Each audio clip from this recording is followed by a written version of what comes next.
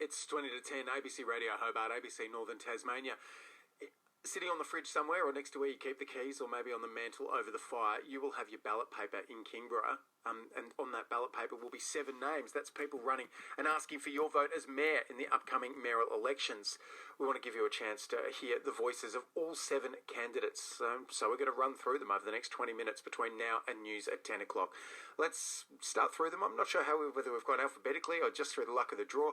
Gideon Cordover is a Kingborough councillor and he's asking for your vote. Gideon, good morning to you. Good morning. Hi, Leon.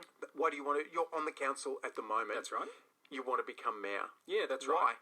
Basically, we're getting record levels of development applications, planning approvals. I feel like Kingborough's at a crossroads, which is why we need to deal with the record pressure on infrastructure, on housing, health and transport. Importantly, I want to see us be a net zero emissions council. And I've got plans that are longer term, so to make sure that we get a street tree strategy, for example, so that we can be walking along beautiful tree-lined streets. If you look at Fitzroy Avenue, for example, down in Sandy Bay, the reason why that's so beautiful is because in the 1930s, people planned for it.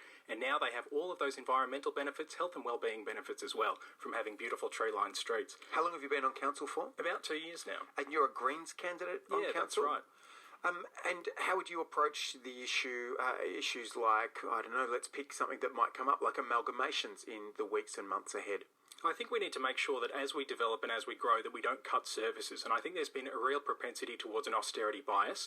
Actually, what we know is we need to invest to recover. Post-pandemic, we need to make sure that we're actually delivering the services that the people of Kingborough need. And so in order to achieve that, one of the things that I'm personally quite interested in is working with the state government, lobbying to get legislation in order to make, for example, fish fin farming, salmon farms, a rateable entity. Just because they're off the coast of Kingborough doesn't mean that they shouldn't pay their fair share, just like the other businesses that are in Kingborough, because we have to pay for their marine debris, we have to pay for their erosion that they're causing on our coastlines. So I think there are a number of ways that we can build our revenue as a council, and part of that is making sure that big developers and the finfish industry pay their fair share.